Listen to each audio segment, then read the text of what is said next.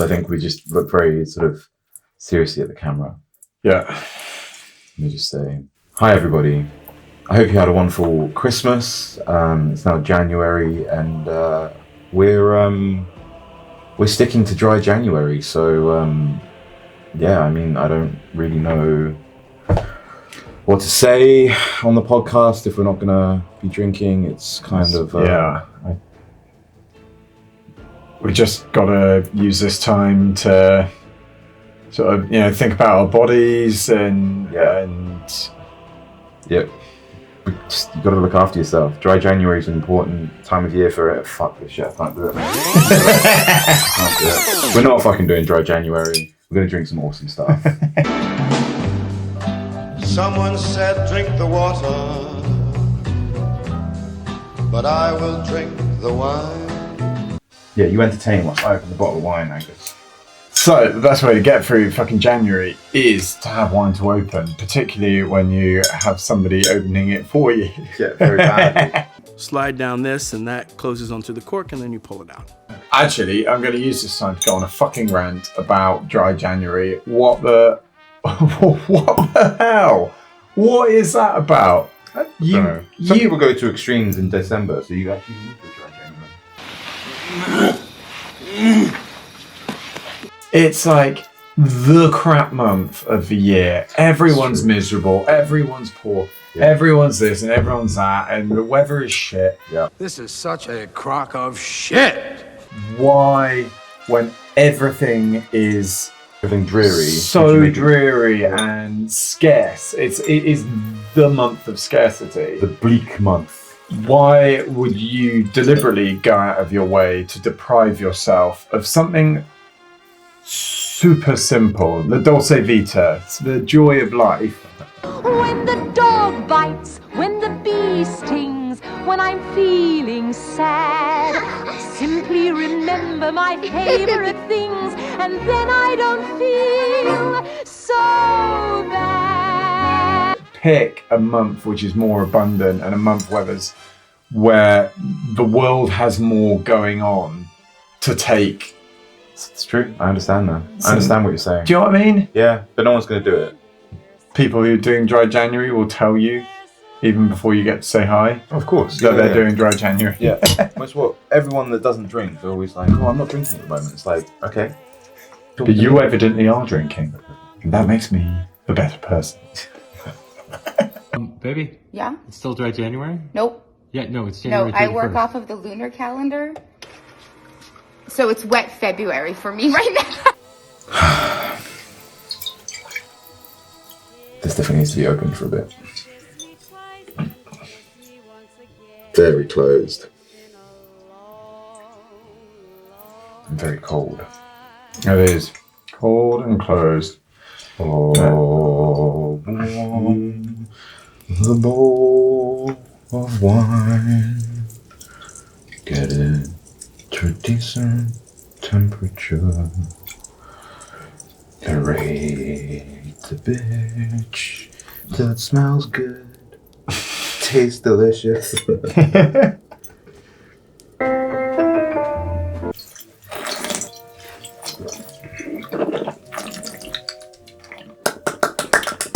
Oh, it's very pretty. It's getting there. Quite lively. It's really lively. It is zingy. Big acidity.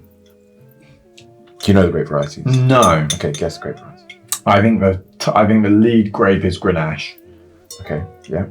I then think there might be some Graciano. I think there might be some Viura in it. And a little bit of... I'm just deciding whether I think there's Tempranillo in there or not. I think there probably must be. Yeah. Interesting. Okay, I've set my part. Yeah. Yeah, they're old vine, bush trained, 50% Grenache, 50% Carignan. Okay. Oh well. Yeah, aged in stainless and old oak, 25% whole bunch fermentation, Right. which is why you get that sort of like super fresh Yeah, juiciness. yeah. Basically, these two guys, John and Pedro, have these beautiful little old plots of like super old vineyards around Rioja. I mean, I could maybe show some of the excitement in my voice. They're very exciting.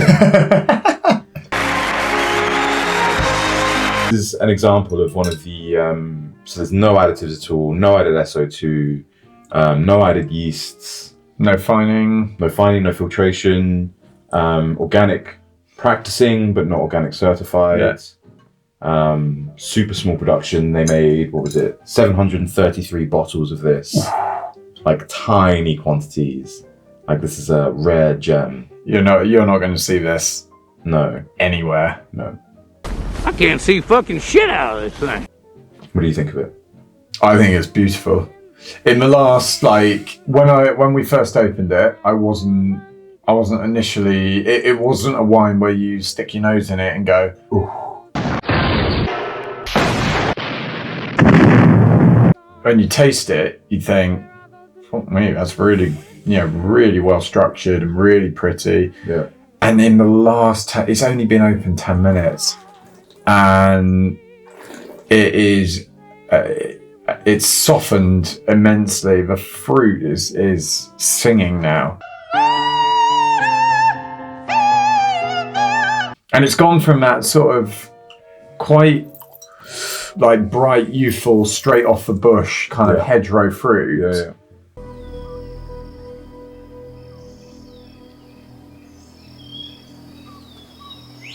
When I've had back vintages of this, it does sort of get bigger after a couple of years, a few years in bottle. Right. So I think it will sort of integrate some of that sort of fresh acidity, that sort of sappiness that you get. But there's a really nice kind of, Freshness. it's that sort of nose is like hedgerow, and it's that sort of mix of like blackberry, kind of slightly damson like, and it's also like the blackcurrant leaf. It's that sort of leafy. Yeah. It's that sort of leafy, almost forest floor like. Yeah, it's fresher than forest fragrance. floor. It's like green, so it's stuff that's still attached to the stem and yeah, exactly. Whinge and Wine. Whinge and Wine is a segment where we take our whinges of the week or month and we pair a wine to remedy that problem. Say again, please. Houston, we have a problem. I need to pay for 4, maybe 5 tires for my car. Yeah. Last 5 tires? Oh, for the 5 spare. tires for the spare. Yeah. So last time I got it checked, the spare didn't actually fit on someone to put a bad spare.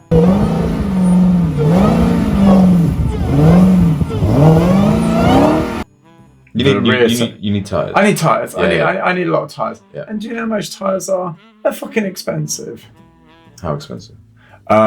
These are cheap tires because it's an old car. Yeah. But I'll still be looking at a 350 pound bill. I remember they were like 40 quid a pop, I swear. Yeah, no, not anymore. Like the cheapest ones I can find, and I'll have to fit them myself, are like 75 quid. I can imagine fitting car tires.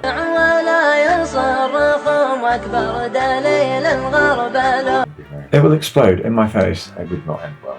No, I get my finger caught in the, what do you call the big scoopy jack? No, not the jack. The big scoopy thing. Don't use a scoopy thing for changing tyres.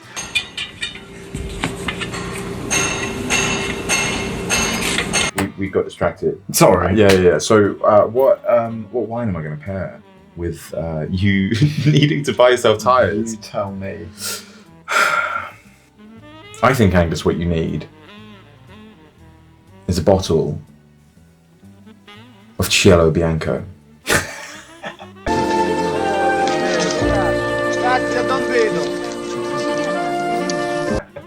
Which is a £10 bottle of awesome, kind of skin contact, but not really, white wine from Italy. And it's about 10 quid, give or take. So it's a good value bottle. And I think you need something that's joyous, but good value. because you know you're spending a lot of money on tires. Because I'm going to be poor, basically. Yeah. It's a great wine. It's a great wine. I might need 3 bottles of it. That's true. Yeah. I mean, this is it. But you could buy 3 bottles and not feel broke afterwards. Yeah. Okay. I suppose. Yeah. What is your whinge of the week? So my whinge of the week is... So I've got a wood burner downstairs. I don't have central heating. I've got a wood burner. You know, before it gets really cold, I'm going to replace all the seals. I'm gonna like refurb the burner, basically. Yeah. So I ordered all the seals, loads of different sort of like gauges of rope and all the adhesive and all this sort of stuff.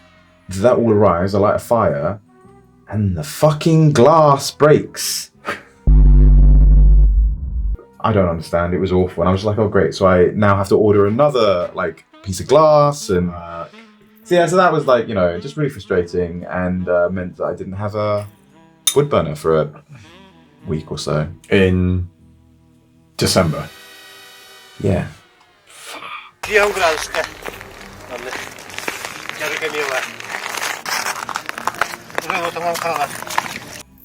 Maybe a Czech take on Blaufränkisch.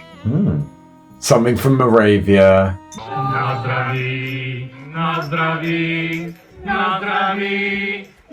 It is essential to drink a toast to every important occasion.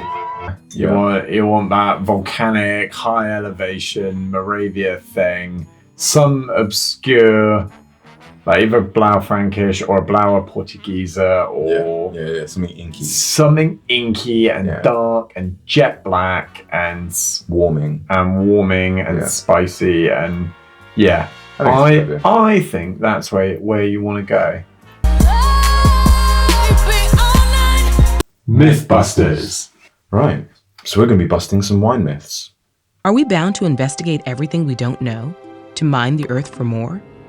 Or are there some mysteries that are better left unsolved? White wine should always be served super chilled. I think the answer is no, not always. The answer is always no. The answer is always no.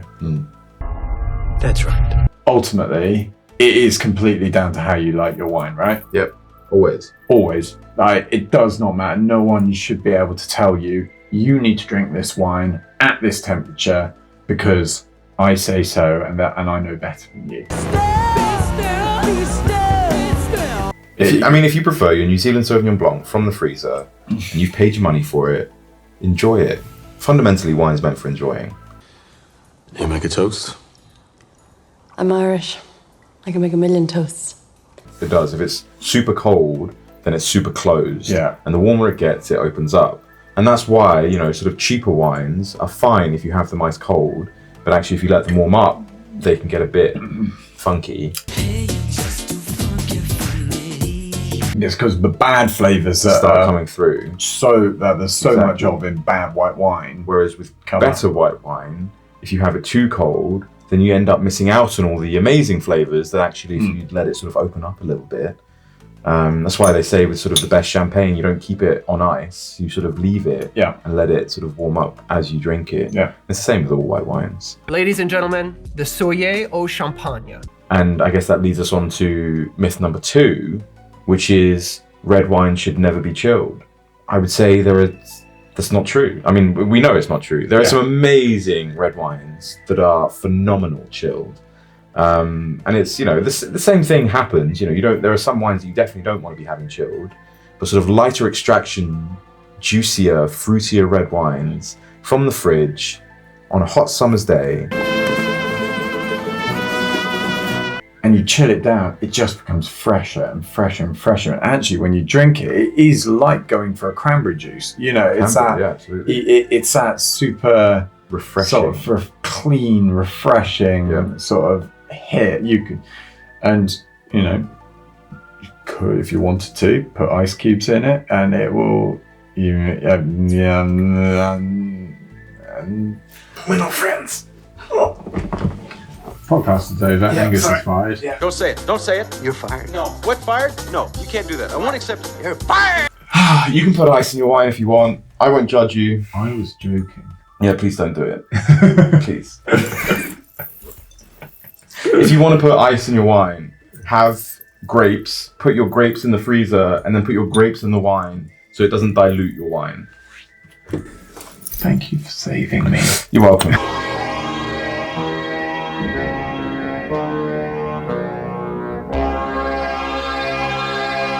Cool. Yeah, there you go. Myth bust. Myth bust. Do what the fuck you want. Yeah. Put ice in it, I don't care. Get the liquid nitrogen out. Yeah. Make slushies. I mean, we've made slushies out of wine. We've done crazy stuff, so we can't judge you. Just enjoy it. It's meant to be fun.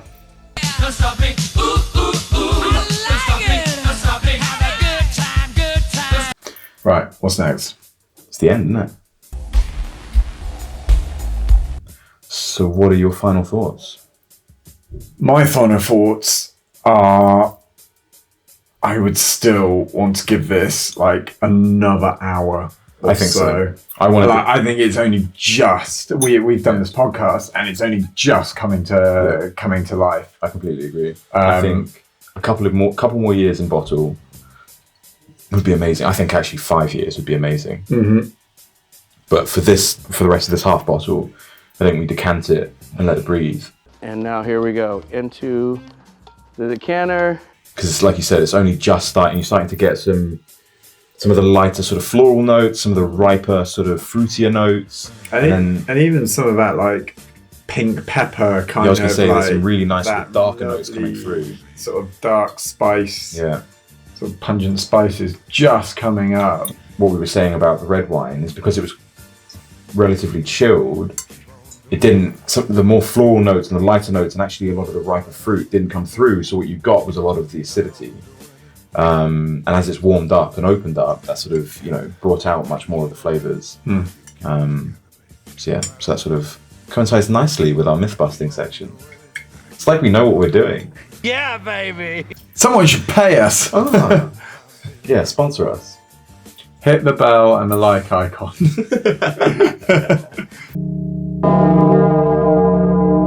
And subscribe. I've never done this before. I don't know if there's a bell or a like icon. Yeah.